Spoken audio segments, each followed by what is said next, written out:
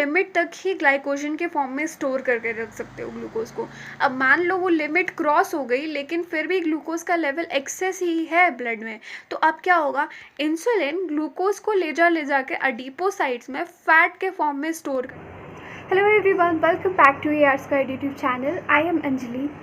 तो chemical coordination and integration के major topics हमने कवर कर लिए हैं। हमने hypothalamus, pituitary, thyroid, parathyroid, adrenal gland, ये सारी चीज़ों के बारे में बहुत अच्छे से डिस्कशन कर लिया है।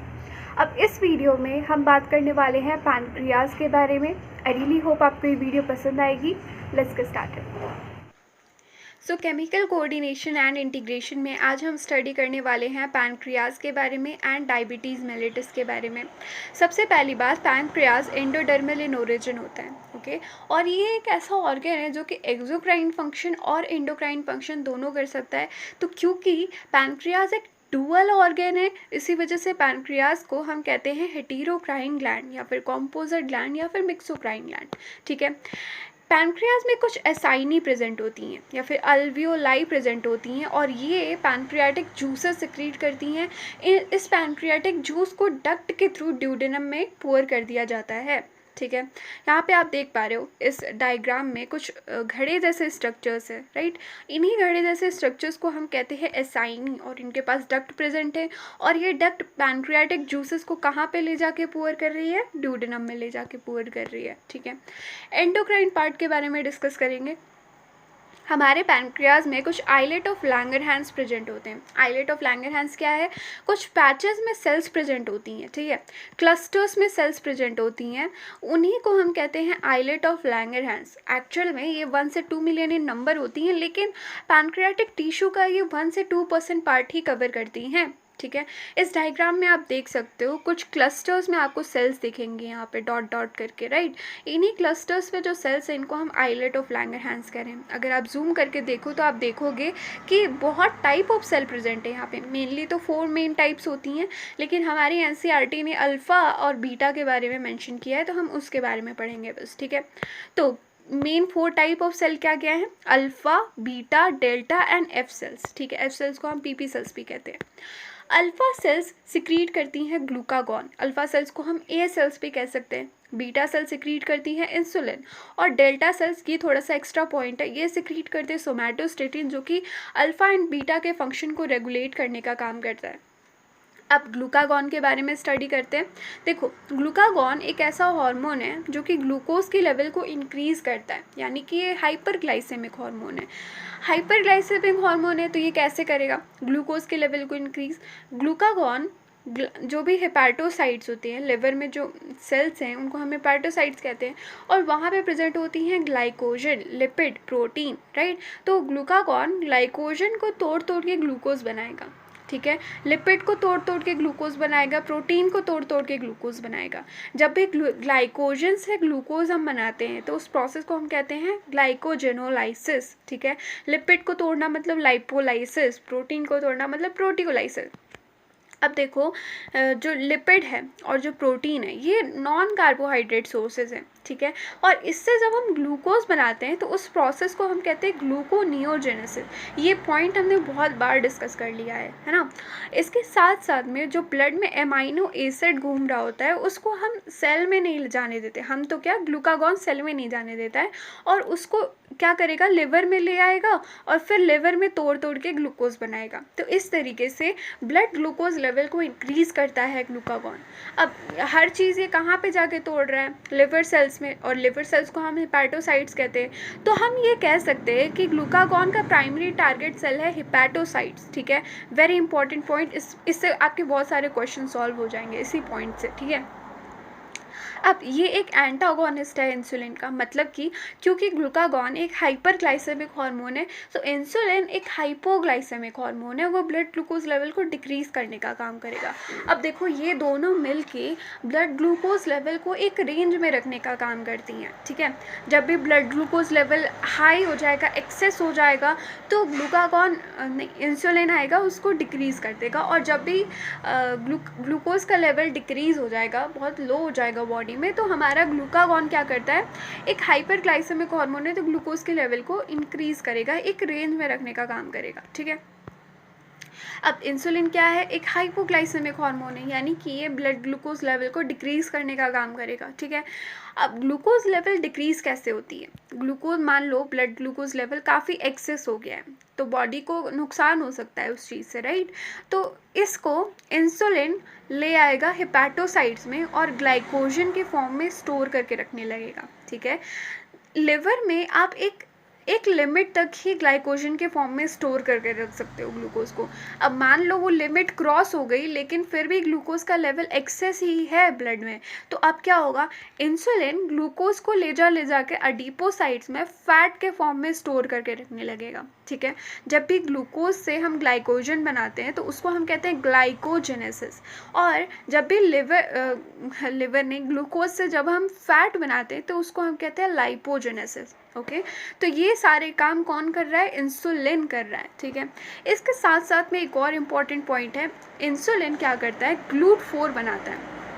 GLUT4 एक ऐसा प्रोटीन है जो कि रास्ता बनाता है ग्लूकोज को किसी सेल के अंदर इंटर करने का, ठीक है। अगर इंसुलिन नहीं होगा तो GLUT4 नहीं बन पाएगा, और अगर GLUT4 नहीं बन पाएगा तो ग्लूकोज को सेल यूटिलाइज नहीं कर पाएंगे, उस ब्लड ग्लूकोज लेवल के हाई होने का कोई फ़ायदा नहीं होने वाला, ठीक है। तो क्या हम कह सकते हैं कि हेपेटोसाइट्स और एडिपोसाइट्स इंसुलिन के प्राइमरी टारगेट सेल हैं, बिल्कुल कह सकते हैं, राइट। और ये बहुत इंपॉर्टेंट पॉइंट है, ठीक है, इसको बिल्कुल अच्छे से लर्न कर लो, समझ लो कि हेपेटोसाइट्स और एडिपोसाइट्स प्राइमरी टारगेट सेल हैं इंसुलिन के, ठीक है। अब देखो हाइपरग्लाइसेमिक हार्मोन कौन कौन से हैं, बहुत सारे हाइपरग्लाइसेमिक हार्मोन हमने देखे, जैसे कि ग्रोथ हार्मोन, फिजिकल ग्रोथ कराएगा बॉडी की, और जब भी ग्रोथ करानी होती है तो हमें ब्लड ग्लूकोज लेवल को इंक्रीज़ करना पड़ता है और प्रोटीन के लेवल को भी इंक्रीज़ करना पड़ता है, प्रोटीन का एनाबॉलिज्म करना पड़ता है, राइट। तो ग्रोथ हार्मोन ऑब्वियस सी बात है हाइपरग्लाइसेमिक हार्मोन है। थायरॉक्सिन भी क्या कराता है, physical, mental and sexual growth कराता है बॉडी की। तो इस वजह से क्योंकि ग्रोथ करा रहा है तो इसको भी क्या करना पड़ता है, ग्लूकोज के लेवल को इंक्रीज करना पड़ता है, तो ये भी एक हाइपरग्लाइसेमिक हार्मोन है। कोर्टिसोल को हम स्ट्रेस हार्मोन कहते हैं, इसके बारे में भी हमने स्टडी किया है, राइट। एक्चुअल में जब बॉडी कंफर्ट जोन से बाहर होती है यानी कि स्ट्रेस में होती है तो कोर्टिसोल क्या करता है, बॉडी में जो सेल्स हैं उनको न्यूट्रिशन प्रोवाइड करने के लिए ग्लूकोज के लेवल को इंक्रीज़ करता है, ताकि बॉडी जब भी स्ट्रेस में भी हो तो थोड़ा बेटर फील करे, ठीक है। इसके साथ साथ में एड्रीनलिन एक इमरजेंसी हार्मोन है, तो एड्रीनलिन क्या करता है, ग्लूकोज के लेवल को इंक्रीज़ करता है और ऑक्सीजन के लेवल को इंक्रीज़ करता है, ठीक है। इसको भी हमने बहुत अच्छे से स्टडी किया था और हमने देखा था कि एड्रीनलिन भी एक हाइपरग्लाइसेमिक हार्मोन है। और ग्लूकागॉन के बारे में तो अभी स्टडी किया हमने, राइट। अब देखो प्रोलॉन्ग्ड हाइपोसेक्रीशन अगर होने लगे इंसुलिन की तो डायबिटीज़ मेलिटस नाम का डिसऑर्डर हो जाता है। एक्चुअल में इसमें होता क्या है, मान लो ब्लड ग्लूकोज लेवल काफ़ी एक्सेस हो गया है और इंसुलिन की बॉडी में कमी है, ठीक है। तो अगर इंसुलिन की कमी है बॉडी में तो GLUT4 नहीं बन पा रहा है, और अगर GLUT4 नहीं है तो आप एक्सेस ग्लूकोज को यूटिलाइज ही नहीं कर पा रहे, क्योंकि सेल के अंदर ग्लूकोज जा ही नहीं सकता, ओके। और इस ग्लूकोज के ब्लड में इंक्रीज़ होने का कोई फ़ायदा नहीं हो रहा है, ठीक है। और इसी डिसऑर्डर का नाम है डायबिटीज़ मेलिटस। अब मेनली टाइप 1 और टाइप 2 नाम के डायबिटीज़ मेलिटस होते हैं, ठीक है।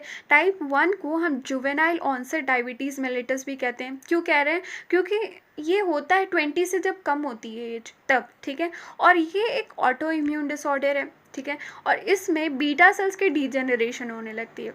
At the same time insulin के इंजेक्शन्स लेने होते हैं, इसी वजह से हम टाइप 1 को इंसुलिन डिपेंडेंट डायबिटीज़ मेलिटस कहते हैं, ठीक है।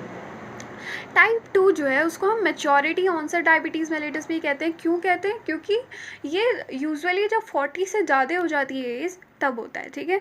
और ये लाइफस्टाइल डिसऑर्डर है, जब आप अपने लाइफस्टाइल को ठीक कर लोगे तो ये वाला जो डायबिटीज़ मेलिटस है ये आप कंट्रोल भी कर सकते हो, ठीक है। और ये होता ही है क्योंकि आपकी लाइफस्टाइल अच्छी नहीं होती है। मान लो आप जंक फूड खा रहे हो, आप वर्कआउट नहीं कर रहे हो, बस बैठे रहते हो, तो डायबिटीज़ मेलिटस होने के चांसेस होते हैं। इसके साथ साथ में इसमें इंसुलिन के रिसेप्टर डिस्ट्रॉय हो जाते हैं। ज़्यादा कुछ एक्सप्लेन करने के लिए है नहीं इसमें, तो मैं ज़्यादा बोल तो रही हूँ, एक्सप्लेन नहीं कर रही हूँ ज़्यादा। अब देखो नेफ्रॉन है किडनी में, राइट। मान लो नॉर्मल कंडीशन है, नॉर्मल इंसान की बात कर रहे हैं, तो उसमें क्या होता है, ब्लड ग्लूकोज लेवल नॉर्मल है, राइट। तो पीसीटी में 100% रीअब्जॉर्प्शन हो जाता है ग्लूकोज का, ठीक है। लेकिन जब डायबिटीज़ मेलिटस होता है तो ब्लड ग्लूकोज लेवल एक्सेस है, तो ग्लोमेरुलर फिल्ट्रेशन के थ्रू एक्सेस ब्लड ग्लूकोज आ रहा है, ब्लड ग्लूकोज नहीं, ग्लूकोज का अमाउंट आ रहा है, और पीसीटी में 100% रीअब्जॉर्प्शन नहीं हो पाती, ठीक है। और इस वजह से यूरिन में ग्लूकोज का प्रेजेंस होने लगता है, और इस कंडीशन का नाम है ग्लाइकोसूरिया, ठीक है। अब ग्लूकोज एक ऑस्मोलाइट है, यानी कि वाटर ग्लूकोज के पीछे पीछे भागेगा, ठीक है।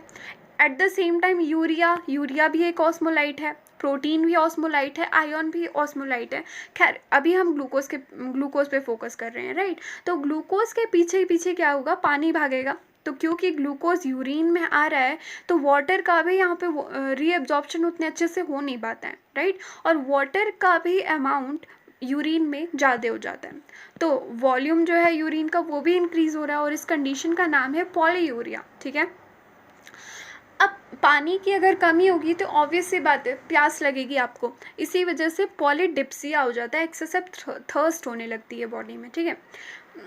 इसके साथ साथ में कीटोनूरिया। अब देखो कीटोनूरिया क्या है, देखो ग्लूकोज को सेल्स यूटिलाइज नहीं कर पा रहे हैं, ठीक है।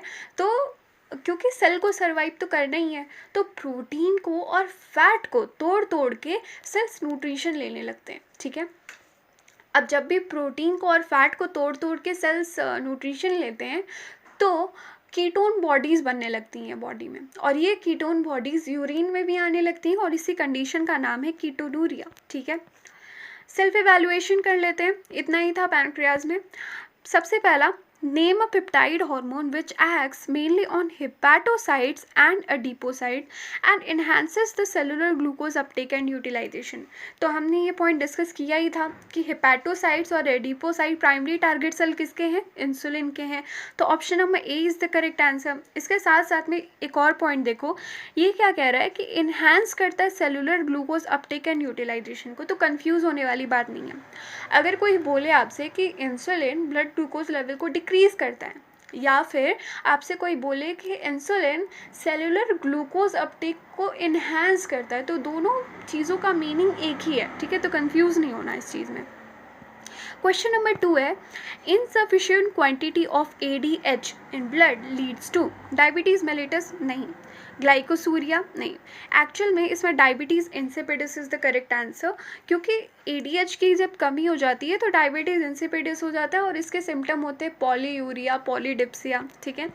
क्वेश्चन नंबर 3 है, which hormone possesses anti insulin effect. अब देखो इसके लिए आपको ये पता होना चाहिए कि इंसुलिन एक हाइपोग्लाइसेमिक हार्मोन है, यानी कि वो ब्लड ग्लूकोज लेवल को डिक्रीज़ करने का काम कर रहा है। तो अगर आपसे पूछा जा रहा है कि एंटी इंसुलिन इफेक्ट कौन देगा, तो आपसे ये पूछा जा रहा है कि इन ऑप्शंस में से हाइपर ग्लाइसेमिक हार्मोन कौन सा है, ग्लूकोज के लेवल को इंक्रीज़ कौन करेगा, ठीक है। ऑप्शन क्या है, cortisol, calcitonin, oxytocin, aldosterone. Obvious सी बात है option number A is the correct answer, cortisol. Cortisol क्या है, ग्लूकोकॉर्टिकॉइड है, और कोर्टिसोल स्ट्रेस हार्मोन भी है, अभी हमने डिस्कस किया था। तो ये क्या करेगा, ब्लड ग्लूकोज लेवल को इंक्रीज़ करेगा, यानी कि एंटी इंसुलिन इफेक्ट शो करेगा। कैल्सिटोनिन, कैल्सिटोनिन तो कैल्शियम लेवल को एक रेगुलेट करने का काम करता है, राइट। तो ये हो ही नहीं सकता, ऑक्सीटोसिन हो नहीं सकता। एल्डोस्टेरोन तो मिनरलोकॉर्टिकॉइड में आएंगे, तो ये वाटर एंड इलेक्ट्रोलाइट बैलेंस को रेगुलेट करने का काम करते हैं, तो ये भी आंसर नहीं हो सकता, ठीक है। क्वेश्चन नंबर 4 देख लेते हैं, glycogenesis is the result of the hormone secreted from alpha cells of pancreas, beta cells of pancreas, thyroid gland, adrenal gland. तो ऑब्वियस सी बात है, हमने थोड़ी देर पहले ही डिस्कस किया था कि ग्लाइकोजेनेसिस क्या करेगा, मतलब ग्लूकोज को ग्लाइकोजन के फॉर्म में स्टोर करने का जो प्रोसेस है उसको हम ग्लाइकोजेनेसिस कहते हैं। और ये कौन करता है, इंसुलिन करता है, क्योंकि इंसुलिन एक हाइपोग्लाइसेमिक हार्मोन है, राइट। और इंसुलिन कौन सिक्रीट करते हैं, बीटा सेल सिक्रीट करते हैं पैनक्रियाज के, ठीक है। तो option number B is the correct answer. So that's it for today. अगर वीडियो अच्छी लगी है तो don't forget to like the video and subscribe to AR Squared YouTube channel. Thank you so much for watching.